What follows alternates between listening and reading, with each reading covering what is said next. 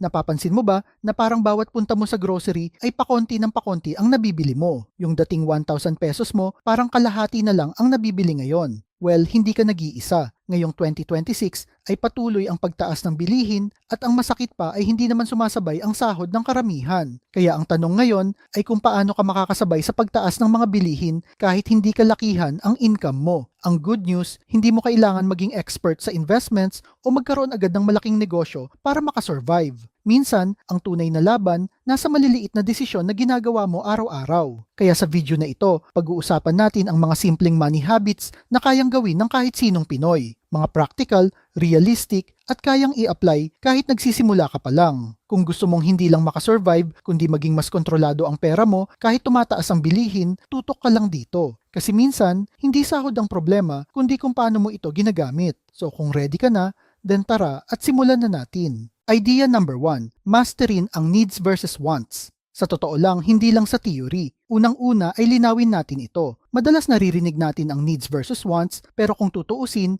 karamihan sa atin alam lang ito sa theory pero hindi sa actual na buhay. Kapag nasa mall ka na o nag-scroll ka sa online shopping app, biglang nakakalimutan ang linya na ito. Kaya ang unang habit na kailangan mong i-build ay hindi lang pag-alam kung ano ang needs at wants, kundi pag-train sa sarili mo na makita ito in real time. Ang needs ay yung mga bagay na kailangan mo para mabuhay at mag-function araw-araw. Pagkain, basic na damit, pamasahe, bills. Samantalang ang wants, ito yung mga nagpapasaya lang sa'yo pero hindi naman kailangan. Pero hindi ibig sabihin na masama ang wants. Ang problema, kapag hindi mo na sila nakokontrol. Halimbawa, kape sa labas. Kung iisipin mo, pwede ka naman uminom ng kape sa bahay. Pero kapag araw-araw ka bumibili ng mahal na kape sa labas, hindi na siya simpleng want. Nagiging habit na siya na kumakain ng budget mo. Dito pumapasok ang awareness. Hindi mo kailangang tanggalin lahat ng wants mo, pero kailangan mong piliin kung alin ang worth it. Magandang practice dito yung pause rule. Bago ka gumastos, kahit 5 segundo lang, tanungin mo sarili mo, kailangan ko ba ito o gusto ko lang? Simpleng tanong pero malakas ang impact kasi doon mo nahuhuli ang impulsive decisions mo. Kapag nasanay ka sa ganitong mindset, mapapansin mo na kusang bumababa ang unnecessary gastos mo. Hindi dahil pinipilit mo sarili mo, kundi dahil mas malinaw na sa'yo kung saan dapat mapunta ang pera mo.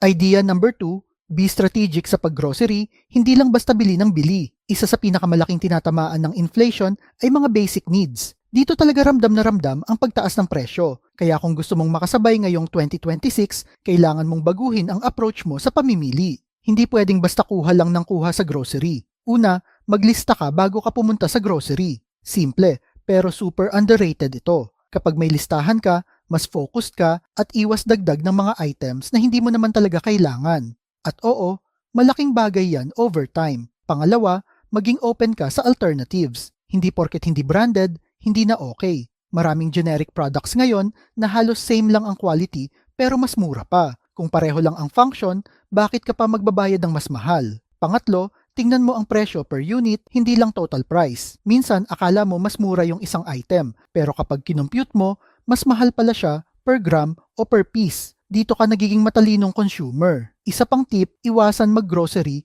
kapag gutom ka. Totoo ito, kapag gutom ka, mas emotional ang decisions mo. Mas marami kang gustong bilhin, lalo na yung hindi mo naman kailangan. Sa huli, ang grocery hindi lang simpleng pamimili, isa itong strategy. At kung magiging intentional ka dito, malaki ang matitipid mo buwan-buwan.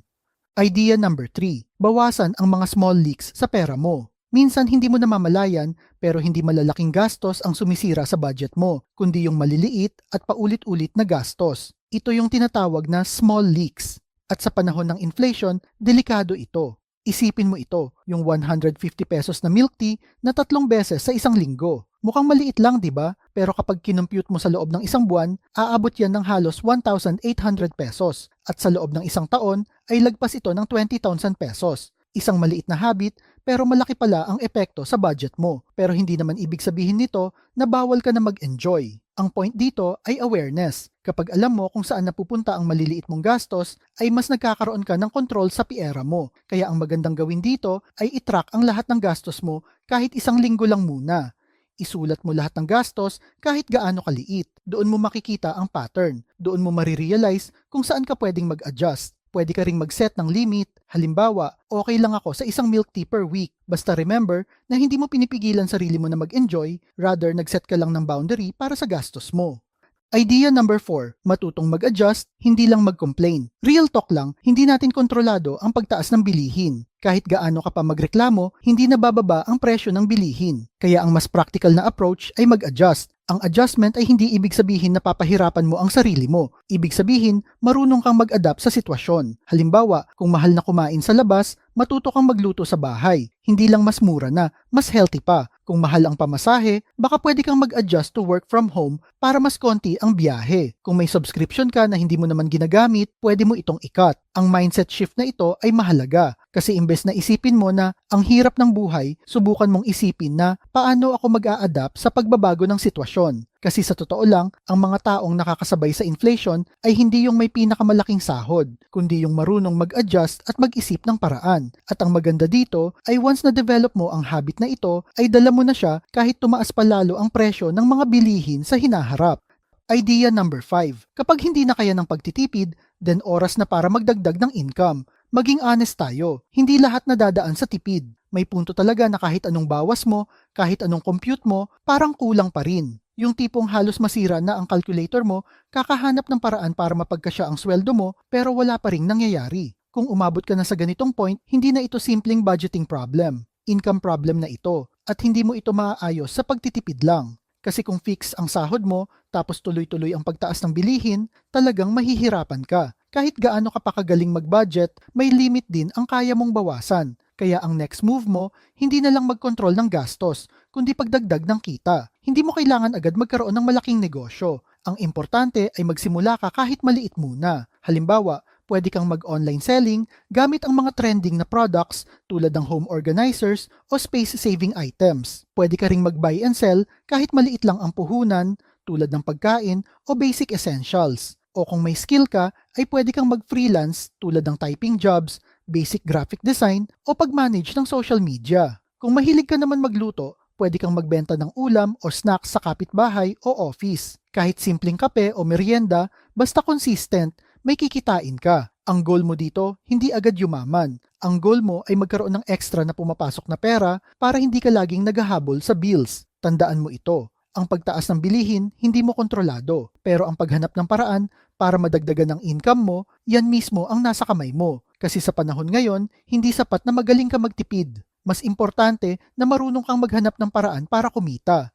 Sa totoo lang, hindi natin kayang pigilan ang pagtaas ng bilihin, pero kaya nating kontrolin kung paano tayo magre-react dito. Hindi mo kailangan ng malaking sahod para magsimula. Kailangan mo lang ng tamang habits, tamang mindset, at konting disiplina araw-araw. Hindi mo mapapansin agad ang epekto nito sa unang linggo. Pero sa paglipas ng buwan, makikita mo na mas organized ka na, mas kontrolado ang gastos mo, at mas prepared ka kahit anong mangyari sa economy. Kaya simulan mo na ngayon, hindi bukas, hindi next month, kundi ngayon. Ikaw ba, alin sa mga habits na ito ang sisimulan mo this week? Comment mo naman below. At kung mahilig kayo sa mga videos tungkol sa pera, motivation na business, like and share nyo lang ang video na ito at kita-kita po ulit tayo sa mga susunod na video.